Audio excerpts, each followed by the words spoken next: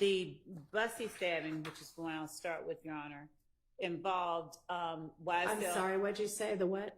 Oh, I'm so sorry. I just didn't understand what you said. Understood. The victim in the January 31st stabbing, his name was Harold Bussy, right. and that's what Bussy, I refer to it as. So that stabbing involved several YSL gang members stabbing an inmate at the Fulton County Jail who was alleged to have messed with Rodalius Ryan's commissary. It involved, among others, Demise McMullen, Javon Fleetwood, Christian Eppinger, Damone Blaylock, and Rodalius Ryan. They all, in concert, held down this person and stabbed him repeatedly, all to protect and to vindicate something he had done to one of their fellow YSL gang members. It's the way that I see it. So that it seems just, it's what we've alleged in the indictment that YSL members do. They work to maintain individuals ready and willing to preserve and protect the reputation, power, and even the territory of the enterprise through the use of violence.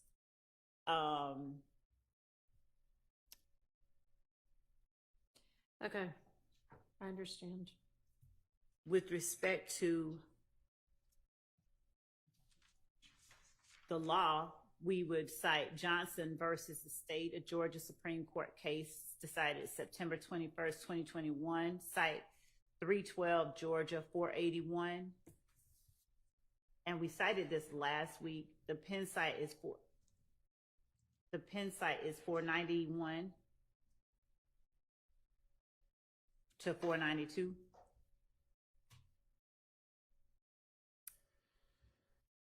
In support of it. Okay. With respect to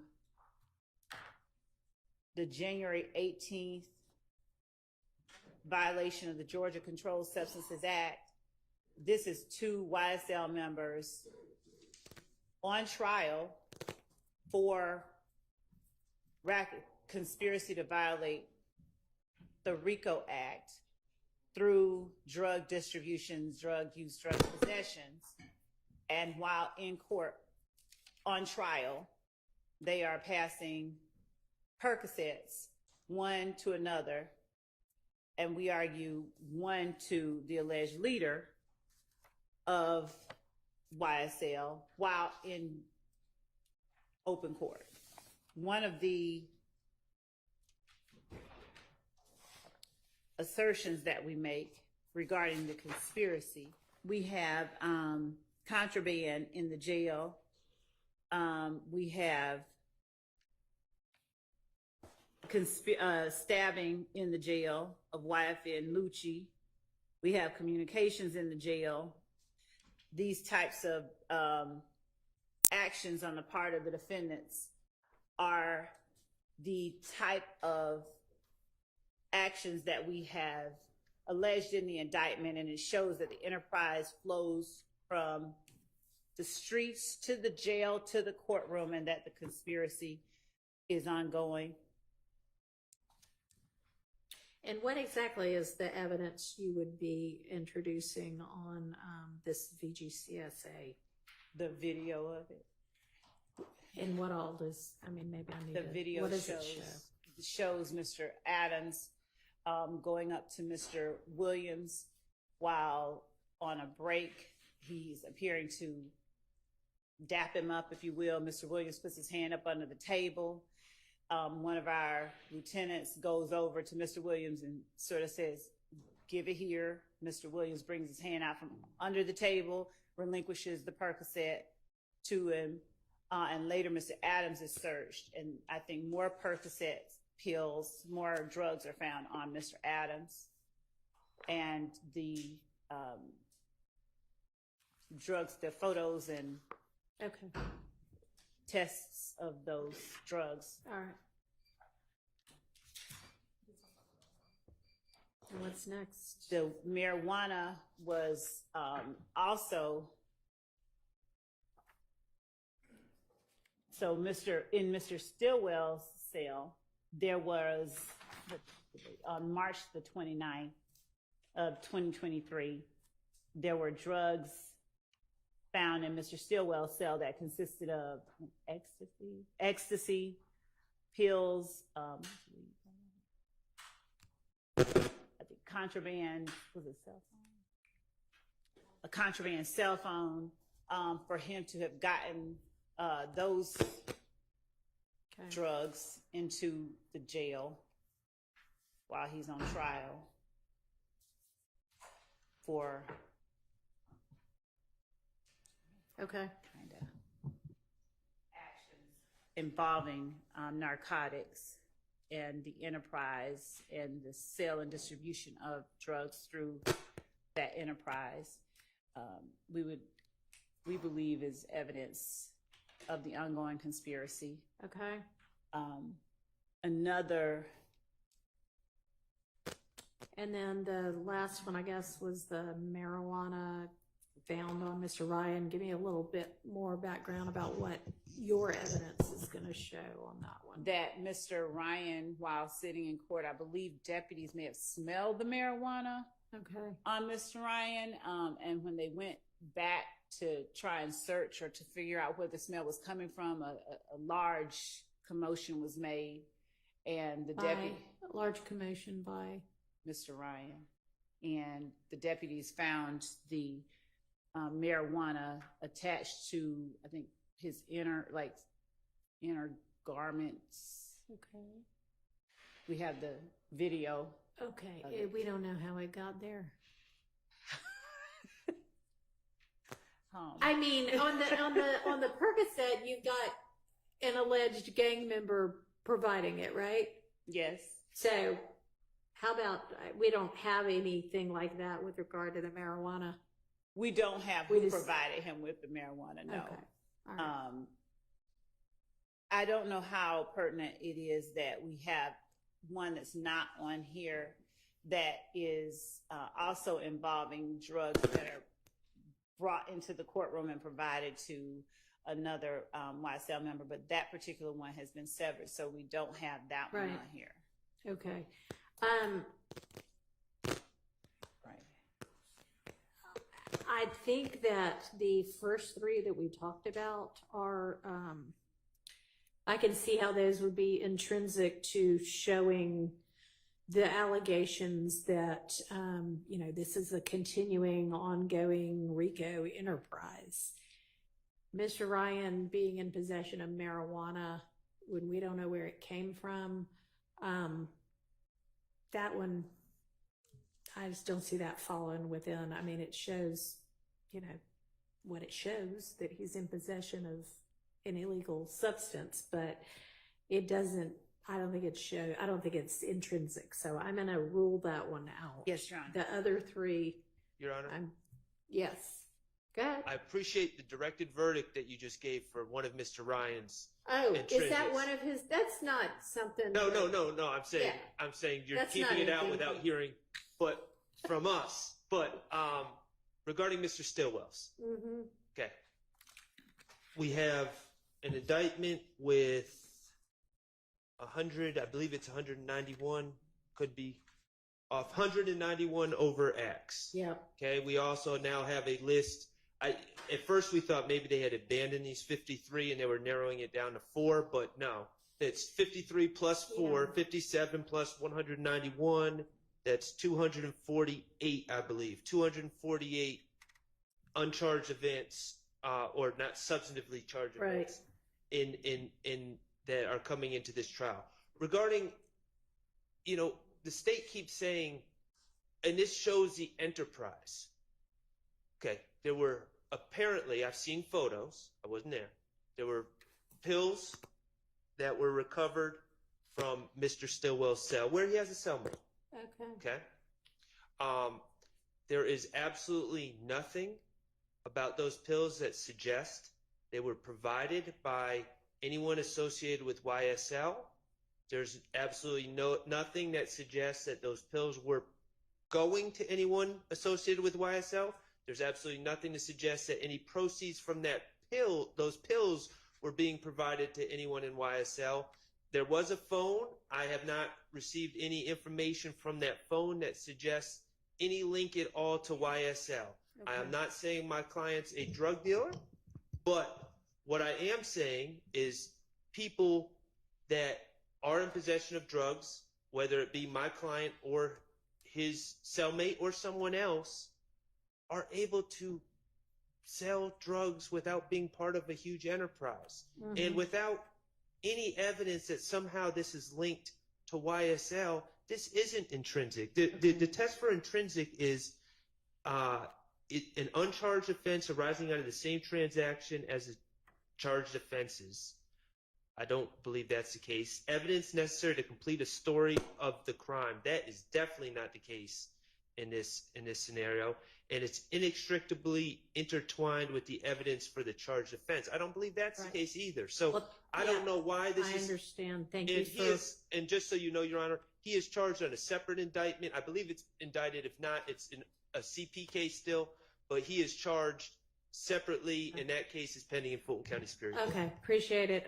Thank you for bringing my attention to that. Your Honor? Yeah. If I may a bit further. The one case on which? really regarding all three of them. Okay. I'll start specifically with the stabbing as the state did. Can I rule on this other one first? Give me just a second. Which other one? The one that Mr. Schardt was just talking Your Honor. about. Okay. So the Stillwell had a cellmate. Is there any evidence as to where the drugs came from, or that it was his, or that the cell phone was his, or connected in any way to YSL? Well, two things. So yes, we believe that. I think we have do it body cam research. We believe that the testimony from the deputies within the jail would establish his ownership of it, but more importantly, what we have, I briefly touched on it, was the other YSL member whose intrinsic act that we've not put in here. The pills, if we call them purple hearts, blue stars, and yellow diamonds, they were trafficking amounts in Mr. Stillwell's possession, and they were trafficking amounts in the other YSL members' possession. That is not on here and that has been severed. They are the same type of pills, and they are a large trafficking amount.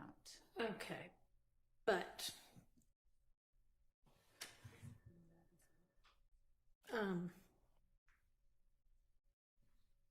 and we know that at least that other one, that other YSL member, smuggled the drugs into the jail, or at least into that area, through the courtroom. As it was described, it was enough in one, it was a pharmaceutical. okay, so any evidence that what was in Mr. Stillwell's cell came from that?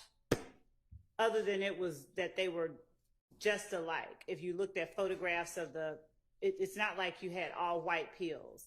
Like you had the same array, Blue, variety, purple, and to use just some colors. Like there were literally at least three different colors and three different shapes of pills. And they were the same, three different colors and three different shapes. And you can establish that those were YSL related? Yes, because How? When you say those, you're talking about the one. So that if originally came I'm in? to accept that y'all have enough that you can make the assertion that the pills that came through some court proceeding to this other person who's not a part of this trial, Right. are the same that are in Mr. Stillwell's cell, then what's the YSL connection? Not there? the same pills and same Type, the Yes. same, you know, shipment or whatever, the same that person loot. that person was in this trial. That person was in this trial during that time. Okay, but them being in the trial and co-defendants doesn't establish what the assertions are. No, it's the not similarities, the exactness of the, like, No, I'm not asking at this point, like, assuming for the sake of argument that, yeah, these pills all came from the same place. And he, in fact, then what's the YSL tie-in? All right, I am, with regard to the contraband in Mr. Stillwell's cell, I'm going to rule that out as well.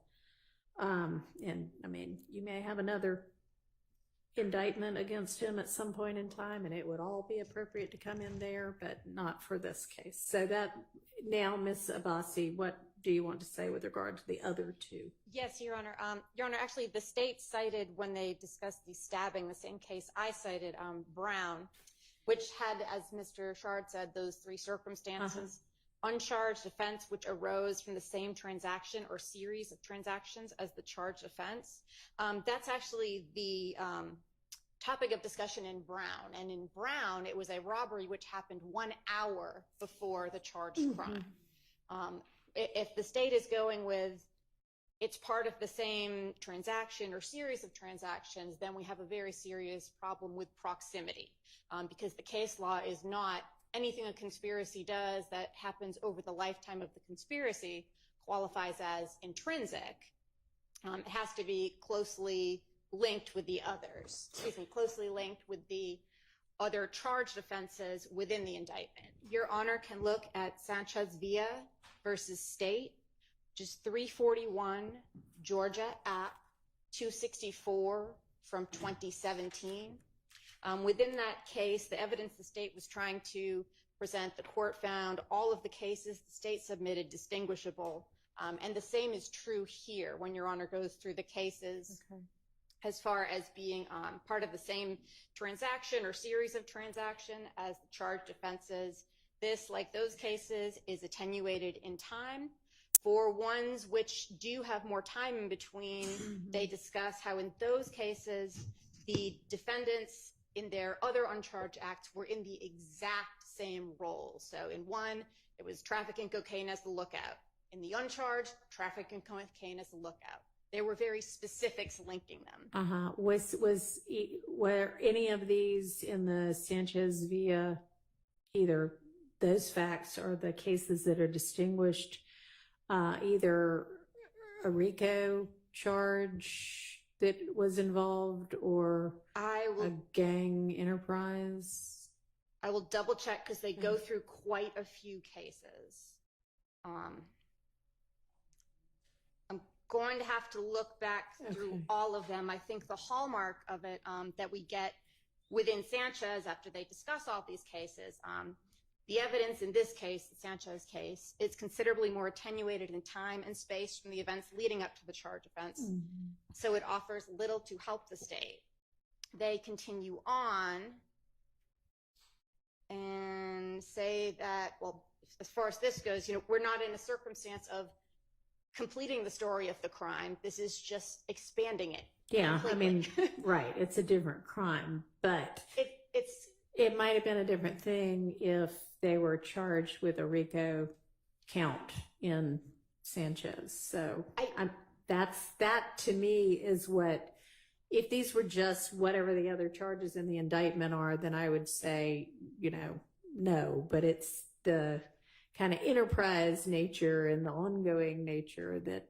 And I certainly understand that, Your Honor. I think, however, to say, well, it's part of the conspiracy basically opens the door to anything any defendant allegedly who is a member of YSL does, then automatically becomes part of the conspiracy and automatically comes in simply because it is intrinsic. I think with a lot of this, Your Honor, we're getting close to some due process concerns here. The defendants are on trial for the offenses they were indicted of. That's what they're on trial for. They're not in trial for the enterprise continuing in 2023, that it was still ongoing. That's just not relevant. If the day after indictment, every one of the defendants got together and said, whatever our group is over, and it was completely disbanded and no longer continued to exist, that wouldn't be relevant either. What they're indicted for is what they're on trial for. So here, we're expanding. That's, I think, a lot of what's happening with our social media and other things that I guess the state has found afterwards. They're now being tried for things the grand jury never heard about. And that specifically is a violation of due process. I can supply to Your Honor the U.S. Supreme Court case law. No, I'm with you on that one, and I am very skeptical of the state's argument that any uncharged, not showing up in the indictment overt act that they offer could in any way support, if found, a RICO count being established. So unless I hear otherwise, which I don't want to hear otherwise right now, we'll take that up another day, but that's not our issue right now. But yeah, I think the state's got some convincing on that count. But with regard to whether, it's intrinsic, I want to get it right. I want to follow what the law says about it.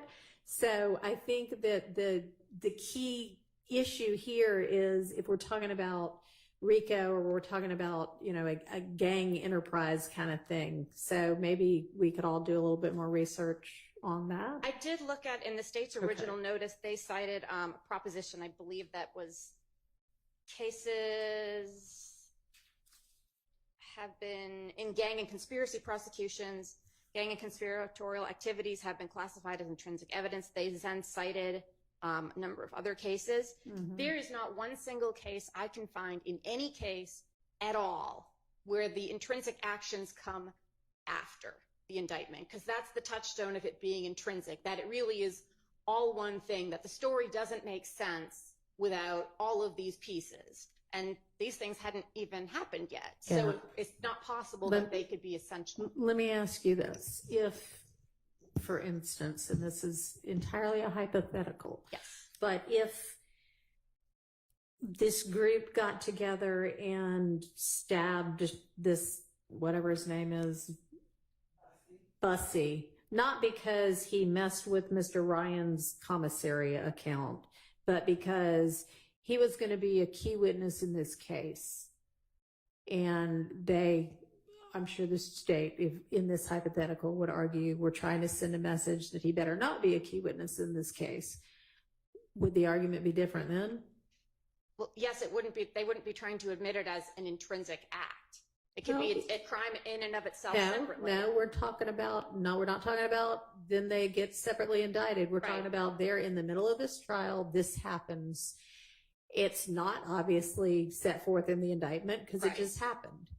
It would be 404B and probably fall into a category there, which would make it admissible for a basis which was not character. It just wouldn't come in as under intrinsic. Okay, so you would still make the same argument that it couldn't be intrinsic evidence, even for that, because it occurred afterwards. Based on the definition I've seen of intrinsic, I don't think it's possible for something which comes after to be necessary to complete the story, unless the story wasn't complete at the time of indictment. But that's fundamentally unfair to try them for something which hasn't happened.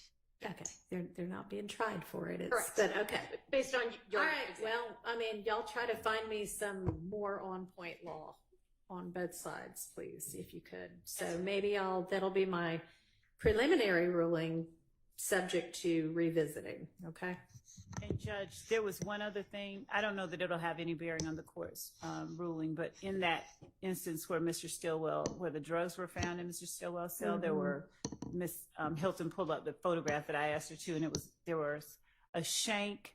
Would you pull it up? Is the shank inscribed YSL? Then it doesn't. No. I mean, it makes Mr. Stillwell look bad, but it's not intrinsic.